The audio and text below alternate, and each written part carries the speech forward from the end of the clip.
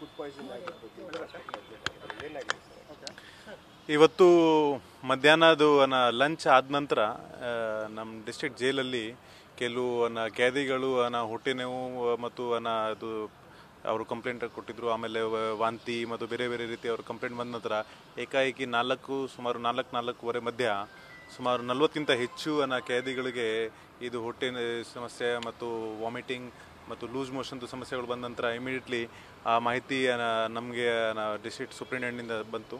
Immediately ನಮ್ಮ ಅಧಿಕಾರಿಗಳು ಅಲ್ಲೇ ಸ್ಥಳಕ್ಕೆ ಭೇಟಿ ಕೊಟ್ಟು ಅಲ್ಲಿ ನಾವು ನಮ್ಮ ಪೊಲೀಸ್ ವ್ಯಾನ್ ಮತ್ತು ಜೈಲ್ದು ವ್ಯಾನ್ ಮುಖಾಂತರ ಎಲ್ಲ ಈ ಖೈದಿಗಳಿಗೆ ಇಲ್ಲಿ ವೆನ್ಲಾಕ್ ಹಾಸ್ಪಿಟಲ್ ಶಿಫ್ಟ್ ಮಾಡಿದ್ದೀವಿ. ಇಲ್ಲಿವರೆಗೆ ಸುಮಾರು ಒಂದು 45 ಜನ ಖೈದಿಗಳು ಇಲ್ಲಿ ಅಡ್ಮಿಟ್ ಆಗಿದ್ದಾರೆ.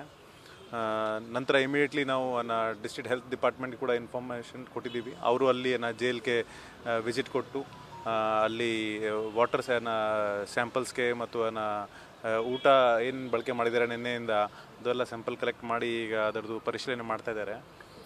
ಪ್ರಾರಂಭಿಕ ಮಾಹಿತಿ ಪ್ರಕಾರ ಜೈಲಲ್ಲಿ ಇದು ವೆನ್ಲಾಕ್ ಹಾಸ್ಪಿಟಲಲ್ಲಿ ಒಬ್ಬರು ತುಂಬ ಸೀರಿಯಸ್ ಇದ್ದಾರೆ, ಅವ್ರಿಗೆ ICUಲಿ ಅಡ್ಮಿಟ್ ಮಾಡ್ತಾರೆ. ನಂತರ ಮಿಕ್ಕಿದ್ದು 44 ಜನ ಈಗ ಸ್ಟೇಬಲ್ ಇದ್ದಾರೆ, ಅವರಿಗೆ ಡಾಕ್ಟರ್ಸ್ ಟ್ರೀಟ್ಮೆಂಟ್ ಕೊಡ್ತಾ ಇದ್ದಾರೆ.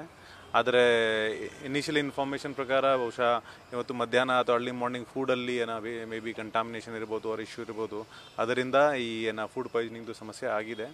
ಬಟ್ ನಾವು ಸಿಟಿ ಪೊಲೀಸಿಂದ ನಾವು ಎಲ್ಲರಿಗೀಗ ನೋಡ್ಕೊಡ್ತಾ ಇದ್ದೀವಿ ಮತ್ತು ಭದ್ರತೆ ವ್ಯವಸ್ಥೆ ಕೂಡ ಮಾಡಿದ್ದೀವಿ.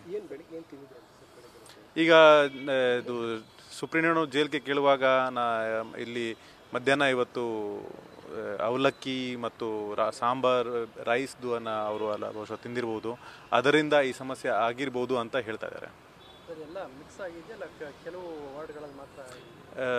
ಅಲ್ಲಿ ಸುಮಾರು 350 ಜನ ಖೈದಿಗಳು ಇದ್ದಾರೆ. ಇಲ್ಲಿ ಈಗ ಅಡ್ಮಿಟ್ 45 ಜನ ಆಗಿದ್ದಾರೆ ಮತ್ತು ಅವರು ಎಲ್ಲ ಮಿಕ್ಸ್ ವಾರ್ಡಿಂದ ಇದ್ದಾರೆ, ನಾಟ್ ಪರ್ಟಿಕ್ಯುಲರ್ ವಾರ್ಡ್.